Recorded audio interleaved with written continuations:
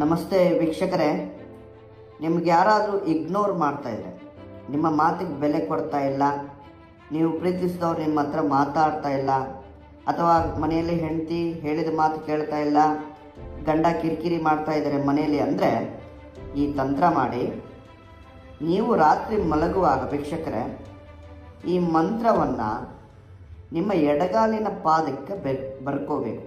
ಓಂ ಕಾಮದೇವಾಯ ಅವರ ಹೆಸರನ್ನು ಹೇಳಿ ಕುರು ಕುರು ಸ್ವಾಹ ಅಂತ ನೀವು ಮಲಗುವಾಗ ನಿಮ್ಮ ಎಡಗಾಲಿನ ಪಾದಕ್ಕೆ ಬರ್ಕೊಂಡು ಮಲ್ಕೋಬೇಕು. ಆದರೆ ಮಲ್ಕುವ ಮುಂಚೆ ಈ ಮಂತ್ರವನ್ನು 108 ಸಲ ಅವರ ಹೆಸರನ್ನು ಹೇಳಿ ಪಠನೆ ಮಾಡಬೇಕು.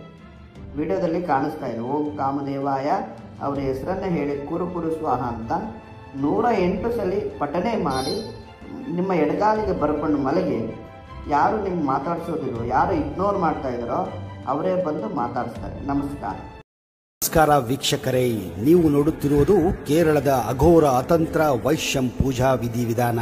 ನಿಮ್ಮ ಎಷ್ಟೋ ಸಮಸ್ಯೆಗಳಿಗೆ ಪರಿಹಾರ ಸಿಗದೆ ನೊಂದಿದ್ದರೆ ಇವರನ್ನ ಒಮ್ಮೆ ಸಂಪರ್ಕಿಸಿ. ಪ್ರೀತಿಯಲ್ಲಿ ನಂಬಿ ಮೋಸ ಹೋಗಿದ್ದೀರಾ? ಇಷ್ಟಪಟ್ಟವರು ನಿಮ್ಮಂತೆ ವಶೀಕರಣ ಆಗಬೇಕಾ? ಲವ್ ಮ್ಯಾರೇಜ್ ಸಮಸ್ಯೆ ಆಗುತ್ತಿದೆಯೇ? ನಂಬಿದವರಿಂದ ತೊಂದರೆಯೇ? ಶಕ್ತಿಶಾಲಿ ಸ್ತ್ರೀ ಪುರುಷ ವಶೀಕರಣ ಆಗಬೇಕೇ? ಗಂಡ ಹೆಂಡತಿ ಜೀವನದಲ್ಲಿ ಸಮಸ್ಯೆ ಇದೆಯೇ?